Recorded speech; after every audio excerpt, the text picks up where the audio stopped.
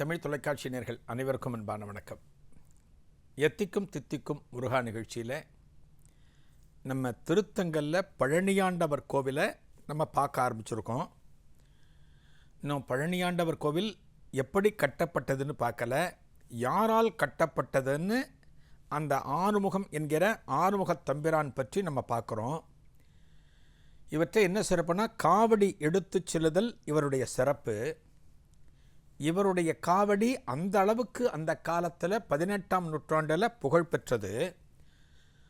திருத்தங்கல்லேருந்து காவடி எடுத்துட்டு ஒத்த காலில் தத்தி தத்தி நடந்து பழனிக்கு போவார்.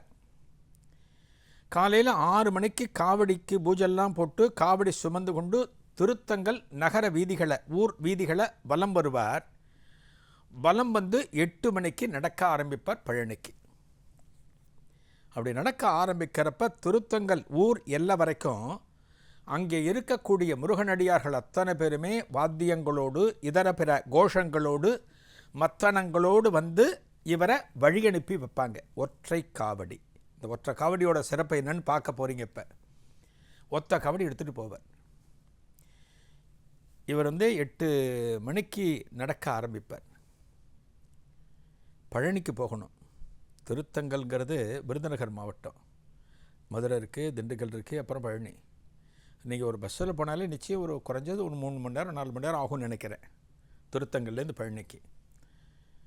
இவர் நடக்க ஆரம்பிக்கிறத ஜனங்க பார்ப்பாங்க, ஊர் மக்கள் பார்ப்பாங்க, இந்த எல்லை தாண்டதை பார்ப்பாங்க. இந்த எல்லை தாண்டின உடனே ஆறுமுகத்தம்பிரான் தெரியவே மாட்டார், மறைஞ்சுடுவாராம். ஒரு 3லேருந்து 4 மணி நேரத்துக்குள்ளே பழனிக்கு போடுவார். எப்படி போகிறார்? முருகப்பெருமானுடைய அருள்.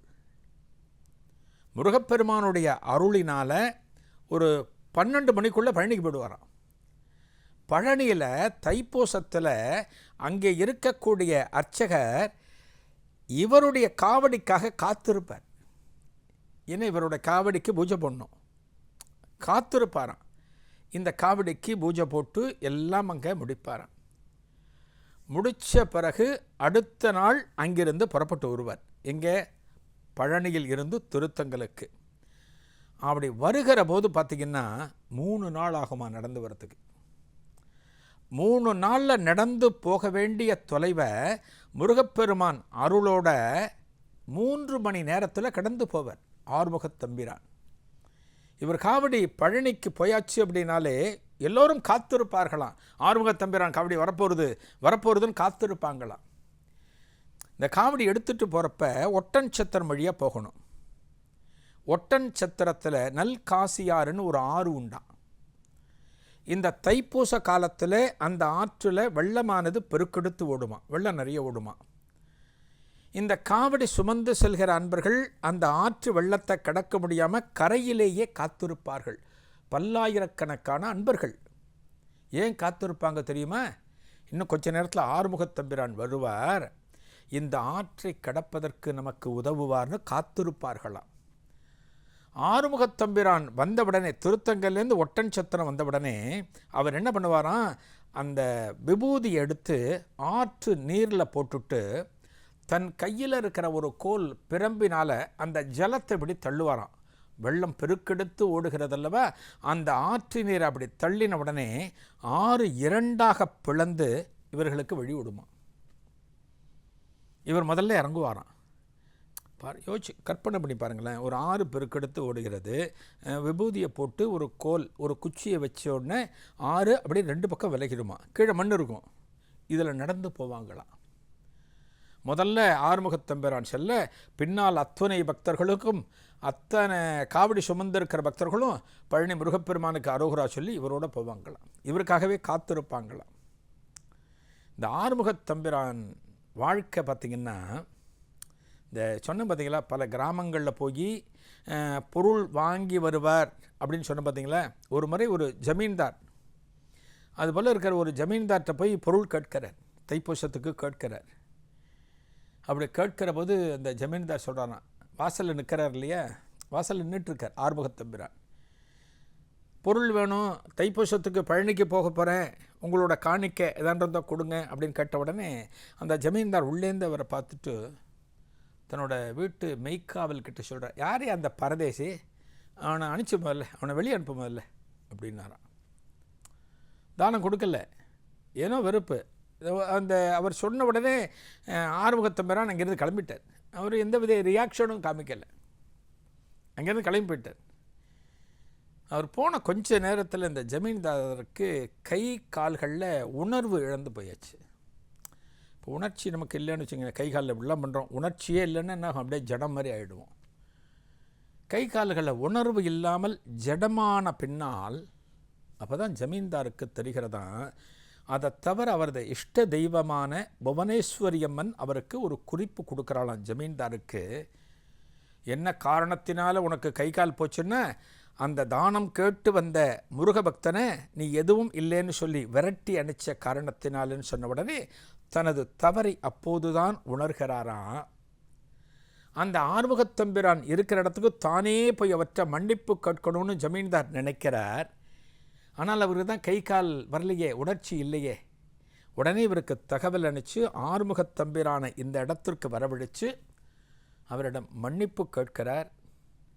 உங்களை சரியாக நான் புரிஞ்சுக்கலை, உங்களுக்கு நான் பலவிதமான தானங்களை கொடுக்கணும்னு இப்போ தான் எனக்கு தோன்றுறது அப்படின்னு மன்னித்து தானங்களை கொடுத்தவுடன் அவருக்கு கைகள் சரியாயிடுச்சான். ஆறுமுகத்தம்பிரானை பற்றி பாருங்கள், எப்படிப்பட்ட நிகழ்வுகள்லாம் பதிவாகி இருக்கு அப்படின்னா, முருகப்பெருமான் எந்த அளவுக்கு தன்னை நம்பின பக்தர்களுக்கு முருகப்பெருமான் அருள் புரிவான், முழுமையாக தன்னை நம்பியவர்கள் தன்னை சரண் புகுந்தால் அவர்களுக்கு எந்த அளவுக்கு தான் உதவ வேண்டும், அவர்களை காப்பாற்ற வேண்டும் அப்படிங்கிறதுக்கு முருகப்பெருமான் துணை நின்றிருக்கிறான். இதெல்லாம் நம்ம புரிஞ்சுக்க முடியும்.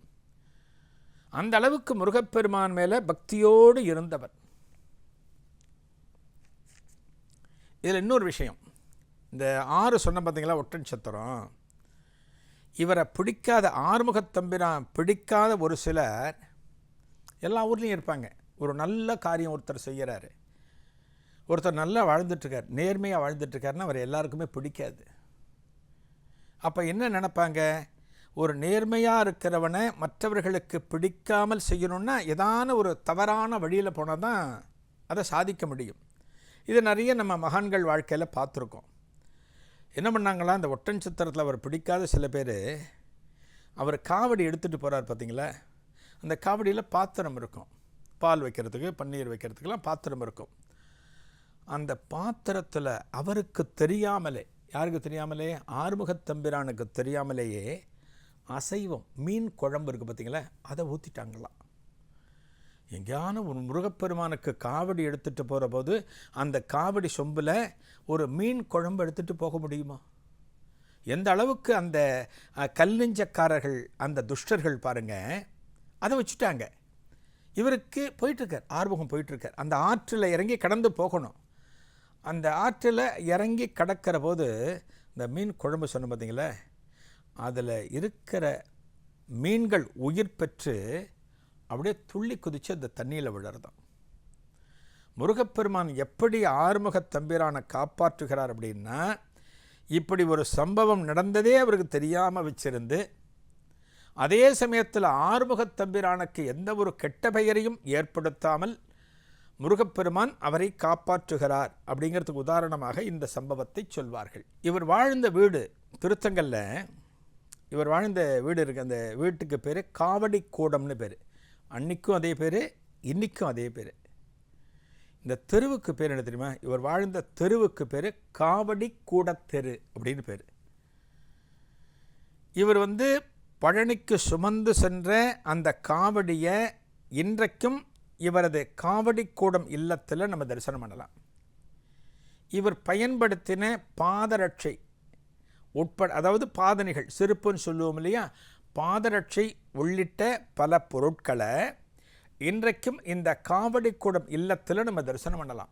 இன்றைக்கும் இவற்றை நம்ம பார்க்கலாம். இவரை பார்த்திங்கன்னா, இந்த காவடியை பற்றி நம்ம தெரிஞ்சுக்கிட்டோம். எந்த அளவுக்கு முருகப்பெருமானுக்கு காவடி எடுத்துகிட்டு போவார், வருஷா வருஷம் எடுத்துகிட்டு போவார், போகும்போது 3லேருந்து 4 மணி நேரம், வரும்போது 3 நாட்கள் வருவார் அப்படிங்கிறத பார்த்தோம். முருகப்பெருமான் அருள். அதனால தான் தைப்பூசத்தன்னைக்கு காலையில் பூஜையை போட்டு 8 மணிக்கு மேலே கிளம்புவார், 12 மணிக்குள்ளே அங்கே போயிடுவார். 12 மணிக்குள்ள அங்கே பார்த்தீங்கன்னா இவருடைய காவடிக்காக கோவிலில் இருக்கிற அர்ச்சகர்கள் பூஜை செய்யறதுக்காக காத்திருப்பார்கள் அப்படின்னு நம்ம பார்த்தோம். இப்போ இவருக்கு ஒரு சகோதரி, ஒரு தங்கைன்னு சொன்னேன், வீரலக்ஷ்மி அம்மாள்னு பேர். இப்போ நமக்கெல்லாம் ஒரு வீட்டில் பார்த்தீங்கன்னு வச்சுங்களேன், ஏதான ஒரு சபரிமலைக்கு போகிறார், அந்த வீட்டில் இருக்கிற ஒருத்தர் போகிறார் அப்படின்னா அவங்க வீட்டில் இருக்கிறவங்க யாரேனும் இல்லது அவர்களது உறவினர்கள் யாரேனும் நாங்களும் சபரிமலைக்கு வரோமே அப்படின்னு சொல்கிறதுங்கிறது ஒரு வாடிக்கை. ஏன்னா ஒரு திருத்தலத்திற்கு போகிற போது யாரோ ஒருத்தர் போகிறாருன்னா அவர் கூட நம்ம போனோம் அப்படின்னா நமக்கு ஒரு பாதுகாப்புங்கிறது தேவையில்லை, சௌக்கியமாக போயிட்டு வந்துவிடலாங்கிற ஒரு நம்பிக்கை. இந்த வீட்டில் பாருங்கள், காவடிக்குடம் இவருடைய இல்லத்தில் ஒரு தைப்பூச காலத்தில் இவர் பழனிக்கு காவடி எடுத்து செல்கிற போது இந்த வேலைகள்லாம் நடக்கிறது, போக போகிறார். அப்போ அவருடைய வீட்டில் அவருடைய சகோதரி சொன்ன பார்த்தீங்களா வீரலக்ஷ்மி, அந்த அம்மா சொல்கிறாங்க தனது அண்ணன்கிட்ட, அண்ணா நானும் உன் கூட பழனிக்கு வரேன் இந்த தைப்பூசத்துக்கு அப்படிங்கிறாங்க. இவரோட முறை வேறு. இவர் காலையில் என்ன பண்ணுவார், 6 மணிக்கு காவடி எடுத்து ஊரெல்லாம் சுற்றி காவடிக்கு பூஜை போட்டு 8 மணிக்கு கிளம்பி 3லேருந்து 4 மணி நேரத்துக்குள்ளே போயிடுவார், பழனிக்கே போயிடுவார். இவர் சகோதரி கூட வருகிறா, சகோதரி கூட வரா அப்படிங்கும்போது அதற்கான நடைமுறைகள் எப்படி இருக்கும்னு தெரியாது இல்லையா? அதனால தான் சித்தர்கள் மகான்கள்லாம் யாரையுமே சேர்க்க மாட்டாங்க, அவங்க தனியாகத்தான் செயல்படுவார்கள். அவர்கள் யாரையும் தங்களுடன் சேர்க்க மாட்டார்கள். இவர் என்ன பண்ணுறார், ஆறுமுகத்தம்பிரான், ஏன்னா இவருக்கு அருள் இருக்குது, முருகனோட அருள் இருக்குது. இவர் நினச்சா ஆகாய மார்க்கமாக பறக்க முடியும், நினச்சா ஆற்ற கடக்க முடியும், எல்லாமே இவருக்கு கைவந்த கலை. அதே கூட வர்ற சகோதரியை கூட்டிகிட்டு போகிறோமே, சரியாக இருக்கணுமே, சகோதரியை பத்திரமா கூட்டிகிட்டு போகணுமே அப்படிங்கிற ஒரு எண்ணத்தில் சகோதரிகிட்ட சொல்கிறார், அம்மா வேண்டாமேம்மா, நான் போயிட்டு வந்துடுறேன், உனக்கும் சேர்த்து நான் வேண்டிட்டு வந்துடுறேன் அப்படிங்கிற மாதிரி சாதாரணமாக சொல்லி பார்க்குறேன். ஆனால் அந்த சகோதரி பார்த்திங்கன்னா இல்லை நானும் வந்தே தீருவேன் அப்படிங்கிற மாதிரி பிடிவாதமாக சொல்கிறார்கள். அப்போ இவரால் ஒன்றும் பண்ண முடியல, எதுவுமே பண்ண முடியல. என்னென்னவோ சால்சாப்பு சொல்லியும் கேட்கலை அப்படின்னா அதன் பிறகு ஒன்றும் பண்ண முடியாது, எதுவும் பிரயோஜனம் கிடையாது. என்ன பண்ணுறார், ஒரு கட்டத்தில் வேறு வழியில்லை, சகோதரியையும் நாம் அழைத்து கொண்டுதான் இந்த தைப்பூசத்திற்கு பழனிக்கு செல்ல வேண்டும். இது ஒருவேளை முருகப்பெருமான் திருவருள் போலும், முருகப்பெருமானே இதற்குத்தான் ஆசைப்படுகிறான் போலிருக்கிறது அப்படின்னு நினச்சி சம்மதிக்கிறார், சகோதரியை கூட்டிகிட்டு போக சம்மதிக்கிறார். இப்போ நம்ம தனியாக போகிறோன்னா, ஒரு துறவி தனியாக போகிறார்னா அவருக்கு ஒன்றும் தேவையில்லை. ஒரு துறவிக்கு என்ன, ஒரு வஸ்திரம் இடுப்பில், ஒரு வஸ்திரம் பையில், அவ்வளோதான் போகிறோம், முடிஞ்சு போச்சு.